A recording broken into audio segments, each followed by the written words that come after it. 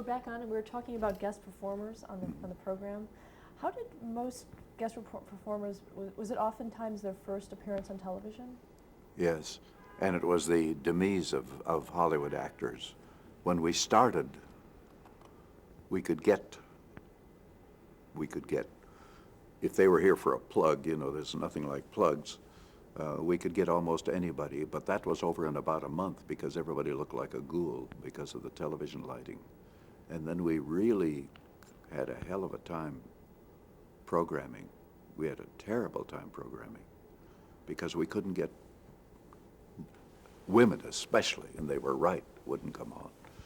And it became a very conscious, until the lighting improved, and it took a long time, it became a very conscious medium of how to book. That's how many strange people showed up, and we'd glommer onto anything, you know. We had a guy across the street. He lived in a flop house on 45th Street, which was about 6 or 7 stories. And he came in one night and said that he had devised a parachute, that he could, that some night if we wanted to, if we could light the street enough, he would jump from the 6th floor with his parachute and land on 45th Street. And of course, you know what happened. He jumped and got about 2 stories and his parachute hung up on the fire escape or something. How we ever got involved in this. And of course, Steve loved it.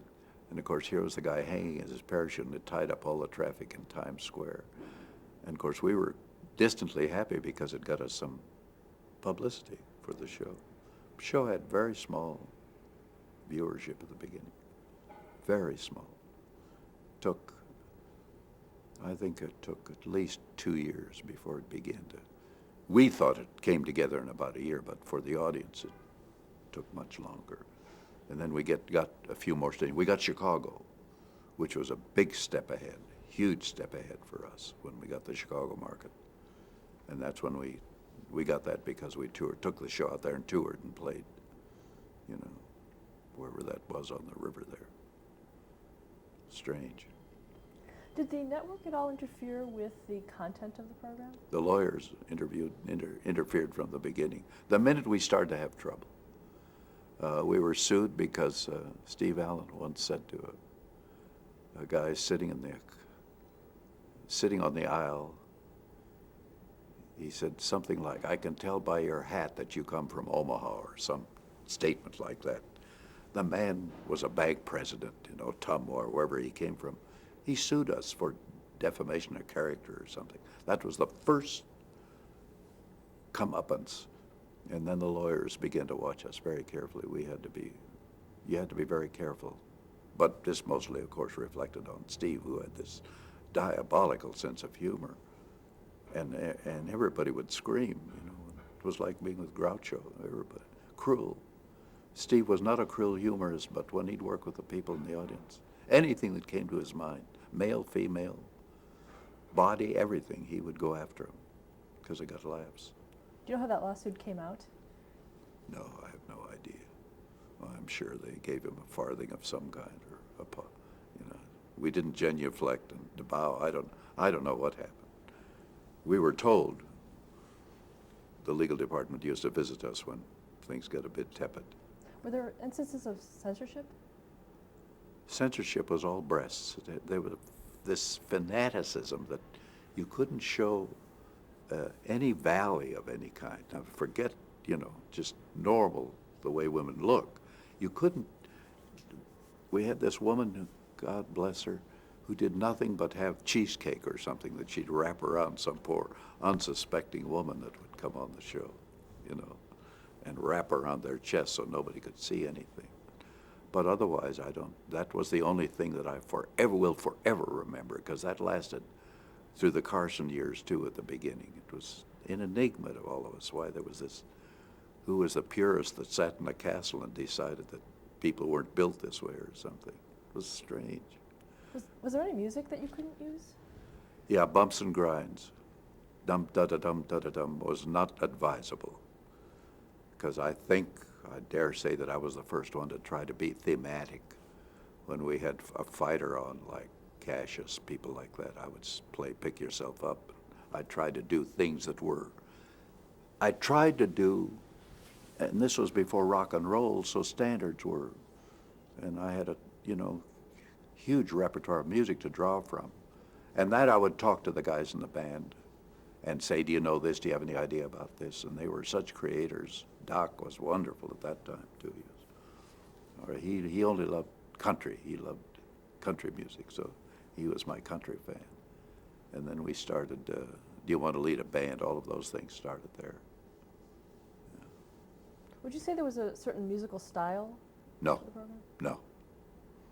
Was that intentional? I muddled about it when I knew that probably the show would stay, you know. Then I muddled about it. I really wanted to change it to kind of an old theater orchestra, to have maybe 3 woodwinds and a couple of brass and a small string section, and because the band was always too loud in the studio, always was, much more so in Carson. And when we started with Carson, the only reason I had all of those men, and, you know, had to give them something to do.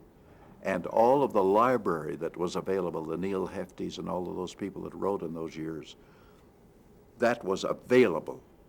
And you couldn't afford to write enough arrangements to last night after night after night after night. You could bring in little by little something, but I existed on the penmanship of many great arrangers who would send me things because they would get their performance factor.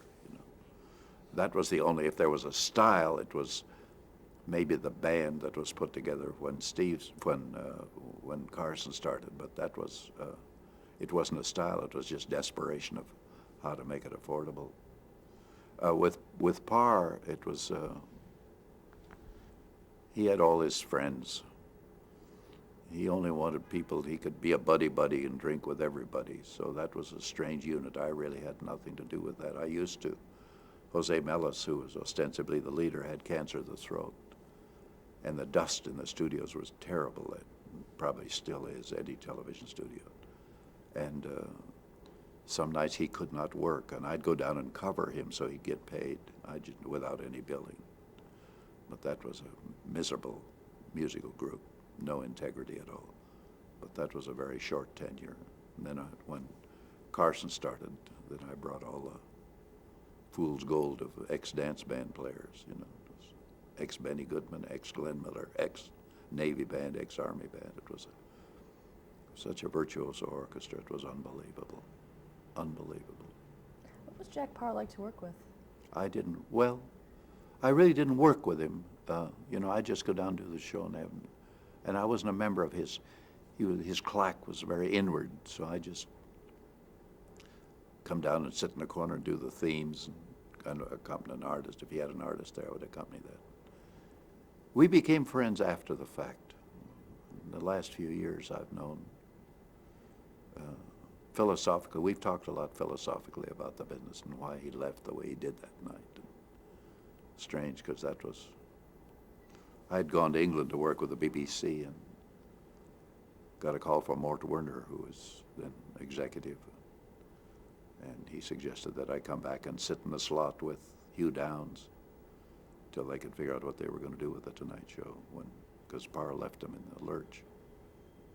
But I wasn't really part of the Parr ensemble. Very closed society. Going back to the Tonight Show with Steve Allen, how did sponsors influence the music at all? Influence music? Never. It's funny you should say that, because I don't remember ever a client, ever, except then there were jingles, which are horrible. Sometimes we had to swallow a jingle as a tag or something, which used to make me billions, but I don't remember any client ever having anything to do musically, tampering in any way. I worked with Garraway on Garraway at Large, and that was the famous, that again was Sunday night. I think we replaced probably the Steve Allen Sunday night show. I don't remember as to, procession performance, but that was when Garraway introduced Maria Tallchief, the great ballerina, as Maria Fire Chief, which nobody laughed, including Maria. at all. How was working with Garraway?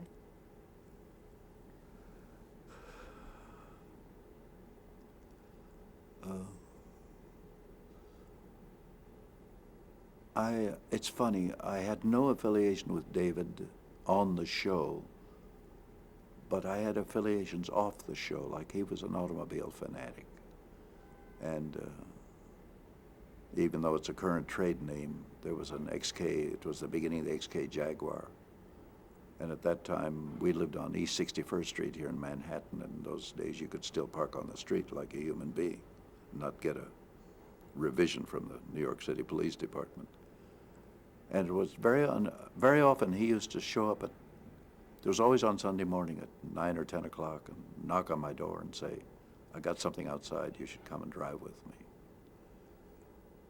Charlie Andrews, who was in my opinion, the genius behind the Garraway show, writer, idea man, and came from Chicago with him, was and is my friend forever. Garraway was like many monologists or women who he worked alone. He really worked alone, and he was very influential musically, but with great taste. Well, anybody who would have Sentimental Journey as a theme, you know. When I guested at the Boston Pops once, he was then in Boston, and I scored it. I still have the arrangement. I scored it for the Boston Pops, and we did an homage to Garraway. And just to see his face when we began to play it, it was worth everything. He was a very taciturn, quiet soul, brilliant. He loved astronomy, begged me to go to Arizona to look at some telescope. I didn't want to go to Arizona. I'd flown there in the Air Corps. I didn't want to go back. In March of 1962, you returned to The Tonight Show after the 5-year absence. Yeah. What brought you back? NBC. I made a big mistake. I went to England thinking that this was my Valhalla, that I worked with the London Symphony, recorded with them, and I found out that I'd spent all my life doing something else, and that's a hard stripe to get rid of. It can be an advantage, could also be a disadvantage. Also, my name didn't work on the concert platform. Skitch just didn't work. We tried Henderson. I still have the 3 sheets with the LSO where I'm Henderson, because at that time there were conductors who only used one name, like Toscanini. You never said Arturo. Stokowski, that would be, I mean, those are giant examples. But there were many conductors who just used one name. And that was my biggest problem.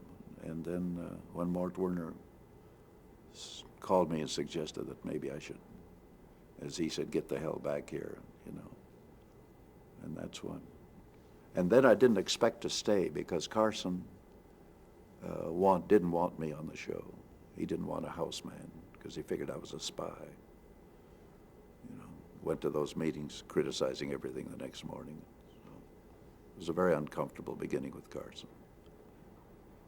Were you on the show before Carson was on the show in terms of the guest hosts? Yes, that year. Hugh Downs left in the middle of it, but I was there all that tenure where we had everybody in the world. It was a horrible year.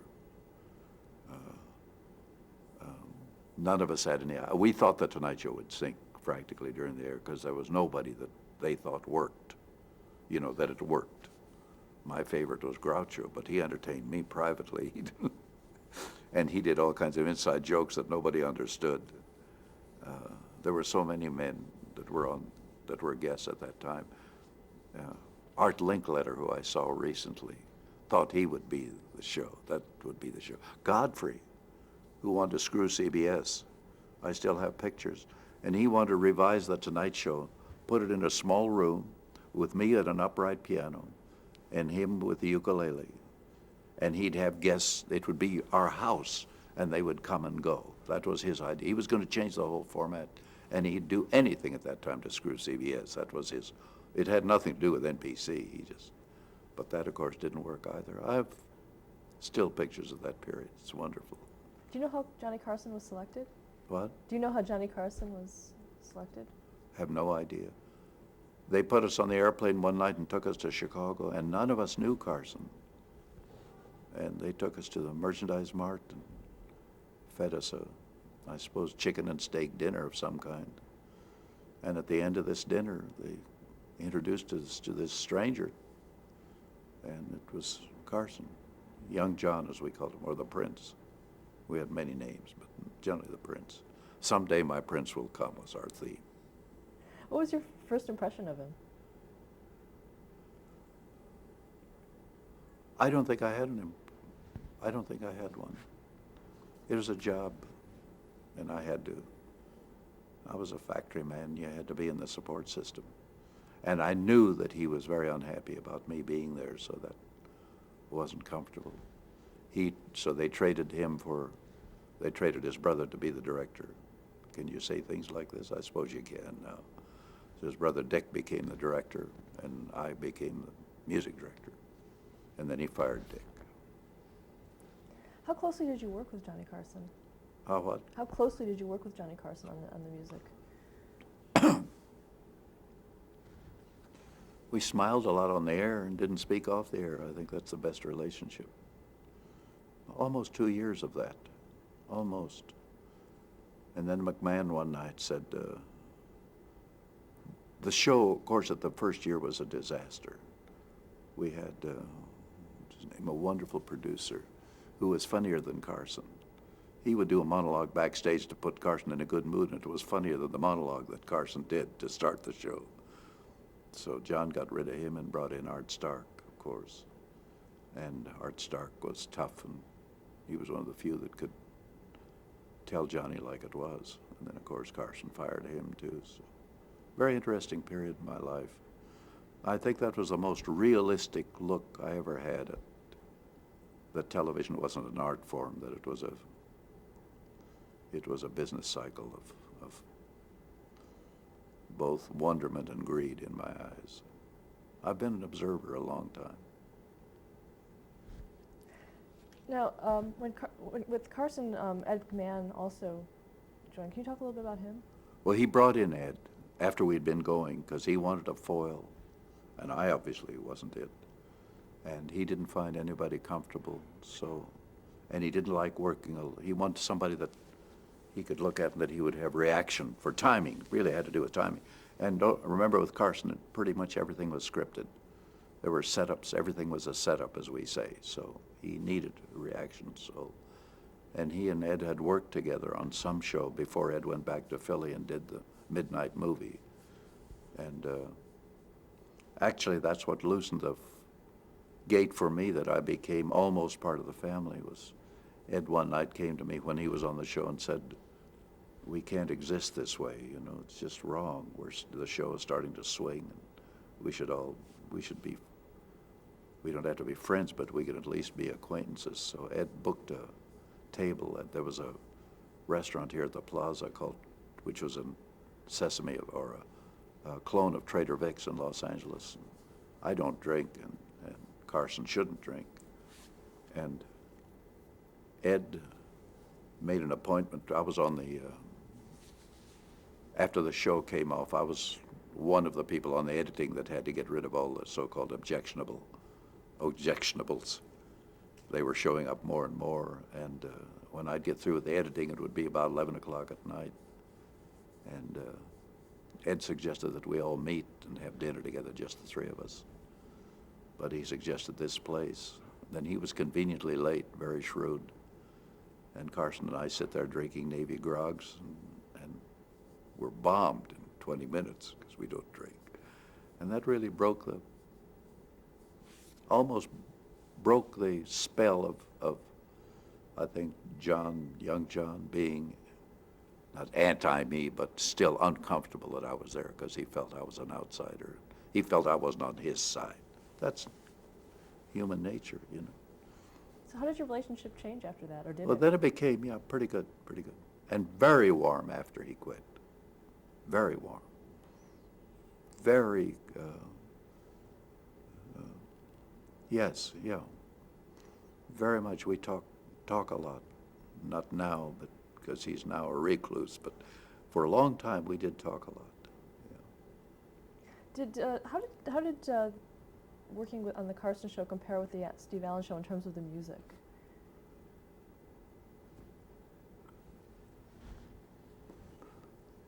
The Carson show was a better show for me because I was myself. Steve always, or the writers always wanted me to be a funny, and I wasn't. I not only wasn't skilled, I wasn't good at it, and that's why they invented this character for me and everything, you know, and always tried to make me part of the comedy. Tried to make me a banana, and I really wasn't a good banana. And Carson, I was a music director. Period. You know, I could book concert artists. It was just very good for me as a music platform. Then he began to talk if I was going to the opera or going to the concerts. He allowed me to be myself, Carson. And the only thing with Steve, I had to be a banana of some kind. That wasn't Steve, it was the writers, and of course they were right. After several years, Carson incorporated sketches and characters into the show. Were you involved in those segments? Oh, sure, yeah. Do you remember any of them specifically? I'd like to forget them. I did a lot of them, but again, I was so. That just wasn't my ball game, and maybe I was too old to transfer, you know. And I respected. I was in vaudeville. I respect comics, and I respect. That's an art form. Unfortunately, it's gone, but that's an art form which to me was gold. And to be able to time and deliver a line, it takes a long, long time. I can deliver anything you want musically, but to know when to stop and when not to, and when to look and when not to, without somebody telling you what to do. I think that was the problem. That this same night that Steve did with me at Carnegie Hall, we showed some films of me doing these sketches, and I was just appalled when I looked at them. I remembered how nervous and frightened I was. I'd rush back to my orchestra pit, which was my cocoon. Where was the orchestra pit located on the stage? Generally on the farthest in the corner as possible. It was very comfortable at the old filthy, now it's beautiful because it's been rebuilt, but the Hudson Theater, it was really like an old legit house, so we had plenty of room on the floor. But with Carson, we were all very close on the 6th floor, and the band was too loud. I felt, many times I privately felt, the band was wonderful for the audience because when things didn't work, we had shtick, we did, with the band. And the characters that I had in the band, there was always somebody I could call on to do something that would get the audience turned over or laughing. And silence was dead dreadful on the Carson show. If there was silence, boy, he would withdraw to the farthest corner, you know. Did you participate in the Stump the Band segment? Sure, we started it, yeah. We started with Steve. See, it started with Steve. It's never given credit, but that's where it began. And it began as a joke, you know, offhand. It began as an offhand joke, and then Stan Burns again, or Herb Sargent, one of the two writers, said, this is something that works. Let's do this. When we were stuck, that used to be a filler. And then it was done. Then Carson did it at the beginning, but did it less and less as it progressed. And when I left the show, I don't know whether I didn't watch it anymore, so I can't say whether Doc was one of the great foils for Stump the Band because he had this